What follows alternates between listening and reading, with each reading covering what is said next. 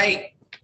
We are now live. Welcome to the Senate Democratic Caucus. We're reconvening after our town meeting break, and I'm sure we'll have a moment to talk about town meetings because lots of us experienced a wide variety of town meeting adventures.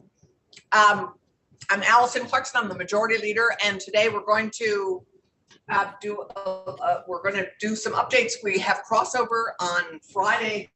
All the bills that are going to have any hope of making it through the session have to leave their committees of jurisdiction by Friday to go to the money committees and or to go to the floor.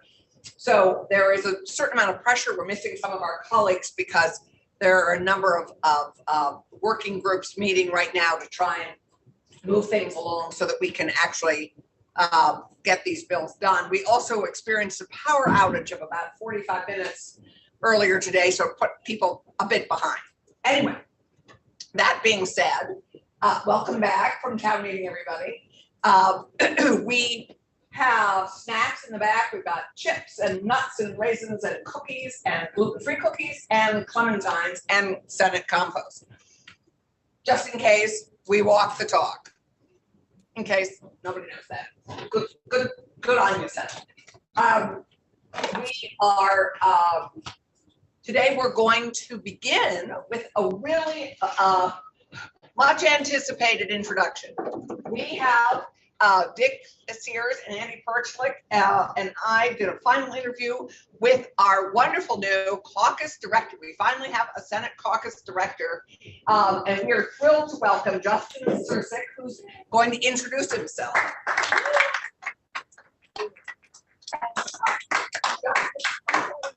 You just need to sort of speak to both sides of the room. For the microphone is here. Justin's going to introduce himself. He's hot off some big successes in the Burlington City Council race, so we applaud him for that work. And he's going to introduce himself, and then we'll begin our meeting after that. Thank Justin, you so much, welcome. Senator. It's so good to have you. Thank you, Senator. Hello, everyone. My name is Justin Sursik. Just a quick introduction for folks that don't know me.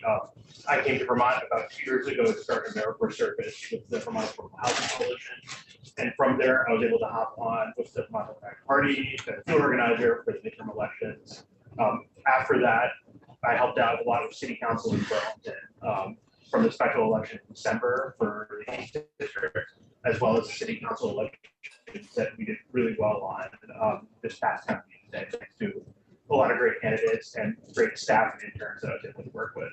And now I'm so happy to start on as Senate Caucus Director and to help you all with your work. I'm going to be in the building for basically the whole week just to introduce myself to you all, to connect, to see what your needs are, what I can do to help, what the needs of your districts are. And yeah, I'm really looking forward to talking with you all and meeting you all. So as you see me throughout the building, please stop me, say hi, interrupt me, whatever I'm doing. Feel free to. And I look forward to talking to you all. Thank you so much. Yeah, great. Well, it's wonderful to have you. So you will start bothering him for requests for things that we. Yes. So, Already did. so on the screen you have Senator Starr and Senator Sears, Dick, who you interviewed with, and Bobby, who you have maybe yet to meet, but there he is. And feel free, particularly district, to set up your district town meetings or meetings with constituents. Justin is the person for us to be working on that with. I assume you'll have a Zoom account with the BDP, and if not, you'll keep it fine. But for any need you have, whether it's a social media need, whether it's a communication need, whatever the need is, and we'll identify some things that you may not have thought about that you may need his help on. So it's great to have. Thank you. So we have just a limited time, but I think it's important for us to just chat about well, first of all, Pro Tem. Dear Pro Tem, do you have something you'd like to chat or share about before we get into some committee updates and updates that are coming out for this? So just to reiterate timing, general timing for everybody, the end of this week, bills need to move out of their primary jurisdictional committee. End of next week, things will need to move out of money committees. And my office will be tracking where things are. And so any information that you can give us as things get queued up for a vote would be appreciated. Complicating factor that we just found out about this morning is that the lieutenant governor is going to be gone all of next week, which we didn't know about, but he has made his plans, and so that's a thing. So I will be in the podium again next week, Tuesday through Friday, meaning as with last week before we left, I won't be able to vote or speak to legislation, but I'll be in the podium as an honest broker for everybody of all viewpoints. So that's going to require a little bit of finagling to make sure that there are no votes where my vote is absolutely necessary, but also in terms of making clear what leadership's position is on things before we go to the floor. So just a heads up mostly for committee chairs, but for everyone that we'll have the same situation we had the week before town meeting. We will rise to the challenge as we did before. Yep. Senator Kennedy. Thanks, Madam Chair. Quick question about that. When you are at the podium and there's a small little conference, what's your role in that?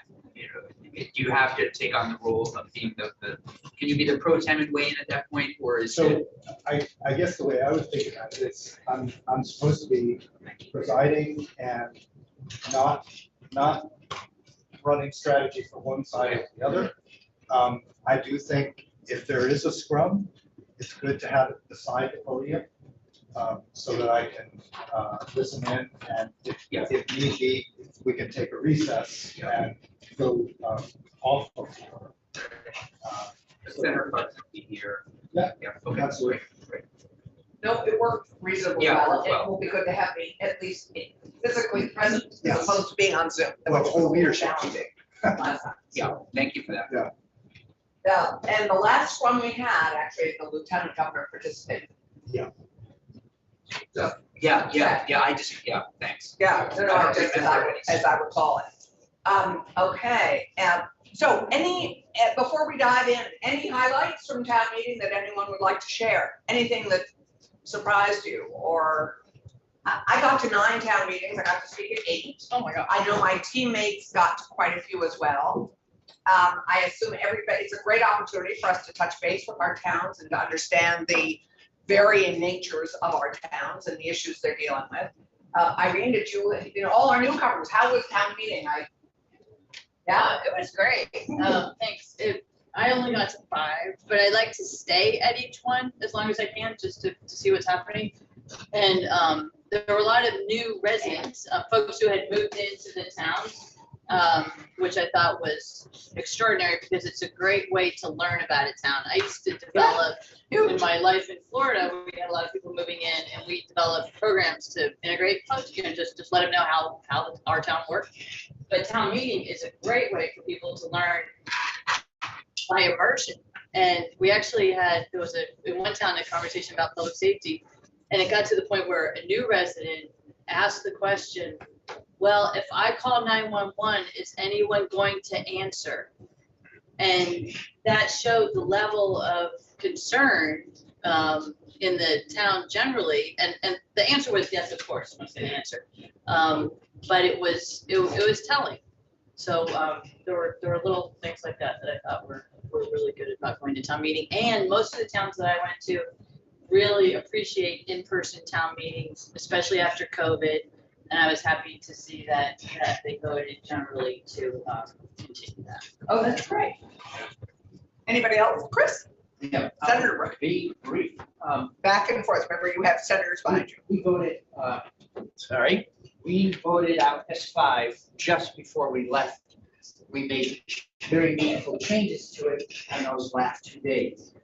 When I went out and talked about S5 and explained the change where it becomes a plan that is then brought to the next legislature for a full review. And if it chooses to move it forward, it requires a new bill, House, Senate, Governor. That kind of complete stop gave a lot of people who had some heartburn over, they liked the idea of moving away from fossil fuels, reducing costs, but didn't like the glide path that some people saw as taking us automatically into implementation.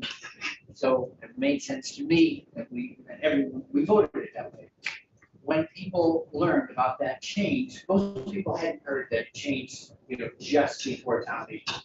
So once people heard that, there was sort of a massive sigh of relief. A lot of people said thanks, and my hope is that the bill becomes less stressful for the legislature in general and for all the straining people going through getting thousands of messages. We heard it, we changed it, and in 8 meetings, people all took the temperature right down. People said, thanks, I didn't know that. So I just wanted to share that. Thank you. Yes, that made it much easier at town meetings, quite frankly. Anybody else have a town meeting thing that they'd like to share? I was just reminded at the pleasure of the discussions that are so local. I mean, in Woodstock, we had a half an hour debate on whether listers should be appointed or elected, and we chose to keep them elected. And anyway, it was terrific.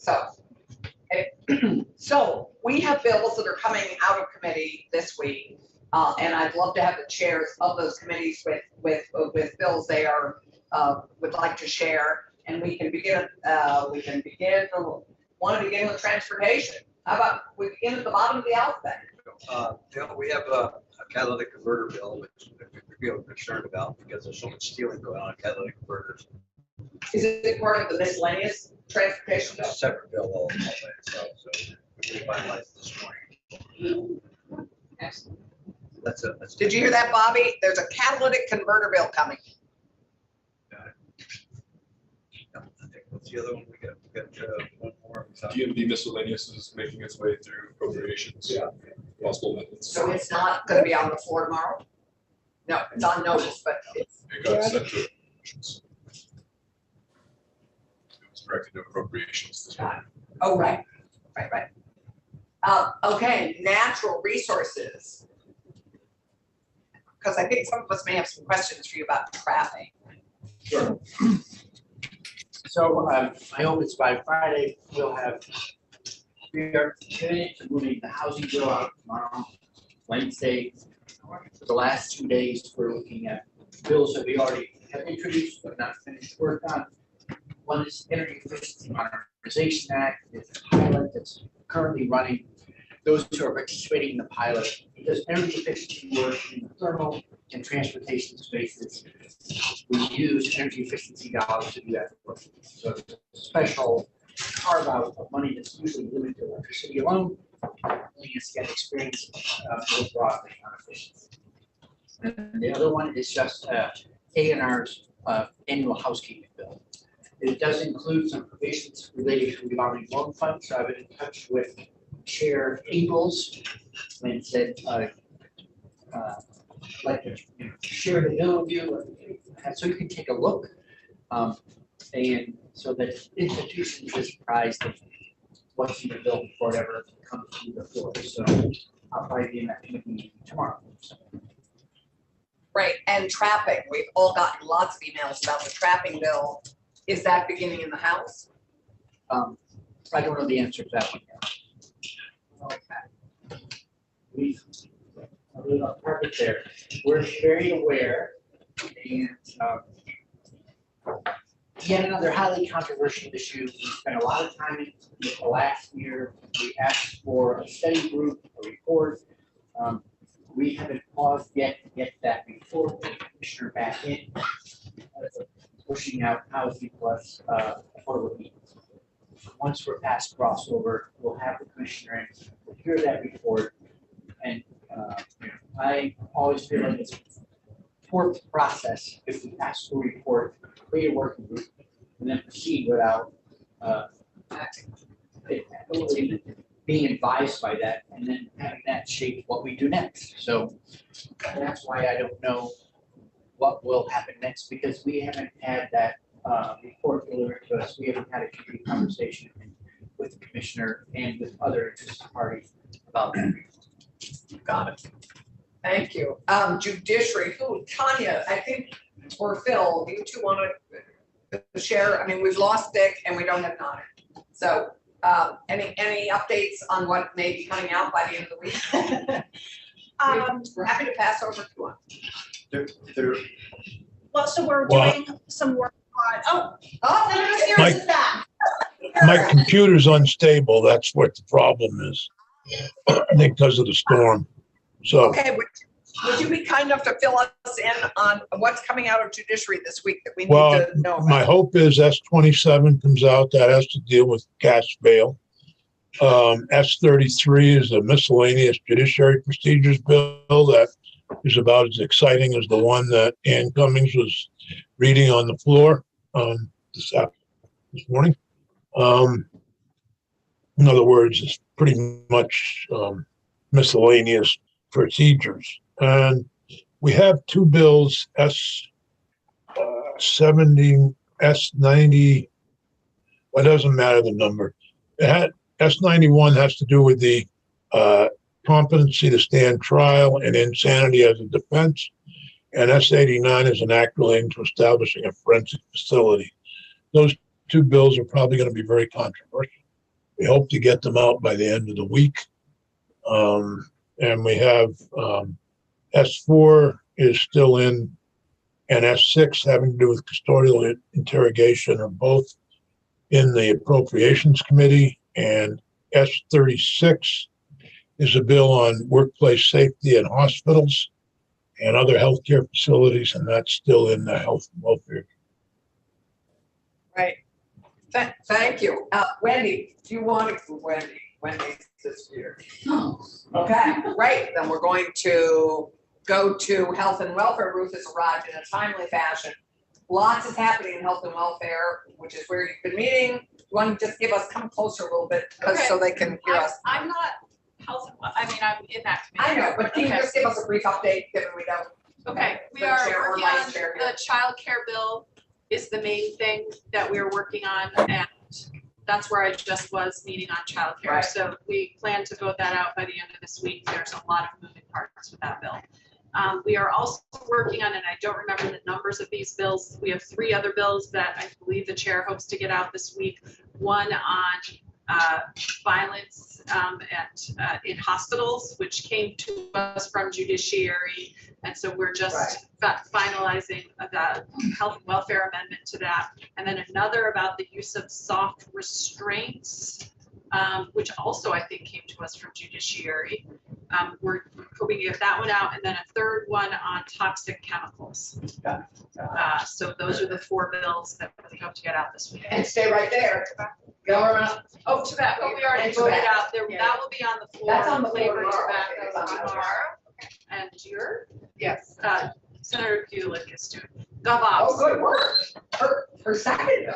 So may we segue to Senate government operations? GovOps, we're trying to get 6 bills out. A bill about sheriff oversight and reform, which is proving to be extremely interesting. A bill about ranked choice voting, which is a slightly different version than what we talked about in here previously.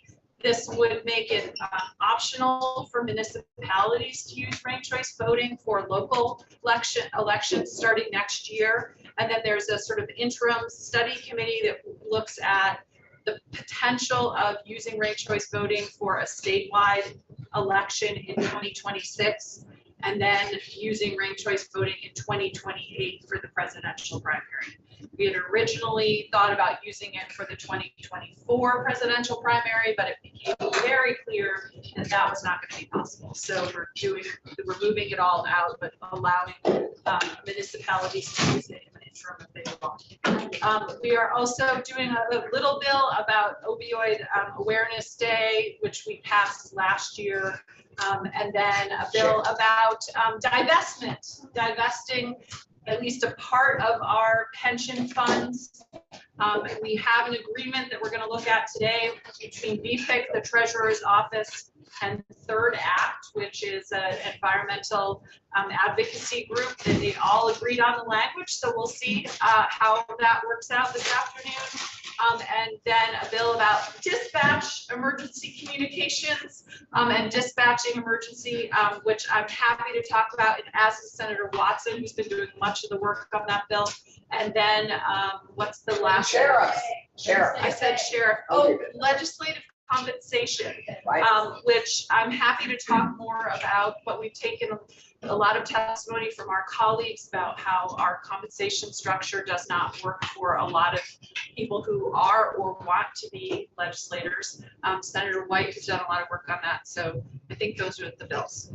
Great, thanks everyone. Great, all of which we're hoping to get out by Friday. Okay, so we go to finance. We have a vice chair of finance. Do we have any update on finance? Anything that's coming out of finance that we need to hear about? Yeah, childcare, okay. But that won't be coming out until after this Friday. Okay, education, Senator Campion. Thank you. Following up on what Senator Hardy mentioned around early childhood, we're a little bit in the thick of it. We're trying to get some language out this week that has to do with gearing up for pre-kindergarten and a pre-K study. We do have, a school construction bill that is on its way to appropriations now. That if you have any questions about, Senator Gulick has been working on that. We have a miscellaneous education bill that has several studies and some work on driver's education in it. And then we have a school safety bill that we're working on. It really looks, we're going to continue to work on it this week. Generally, it's trying to make more consistent sort of school safety reforms in all of our schools that would be led by school boards, et cetera. So that's a little bit about some of the work that we're doing on it. Happy to stick around for questions. Right. Thanks. Well, as people know, there's lots going through the pipeline this week. Senate Economic Development, Housing and General Affairs, Senator Ron Hinsdale. So we have 5 bills we're working to get out this week. 3 are labor bills. You've probably heard about 2 issues that have raised a lot of eyebrows: good cause termination for firing someone instead of at-will hiring and firing, and non-compete agreements. Both of those are now out of the labor bills. We won't, we'll still continue to hear about them over the course of the biennium, but they are not in a position to make crossover. So that leaves those bills with, it's equal pay day, and one of the bills has racial and disability related equal pay. Yay. What else? A lot about union organizing in the other bill, captive audiences, et cetera. So actually, I don't want to speak for our business community, but with those 2 pieces taken out, even the chambers have said, like, we're kind of okay. We don't even want to come in and testify. They allow domestic and agricultural workers to organize, et cetera. So really valuable stuff. I think our business community is, I'm not trying to speak for everyone, but they're generally okay. And we're still taking testimony this week. The 3rd labor bill is related to firefighters and accessing workers' comp. It allows, basically, for a long time, the language around firefighters has been very specific to male bodies.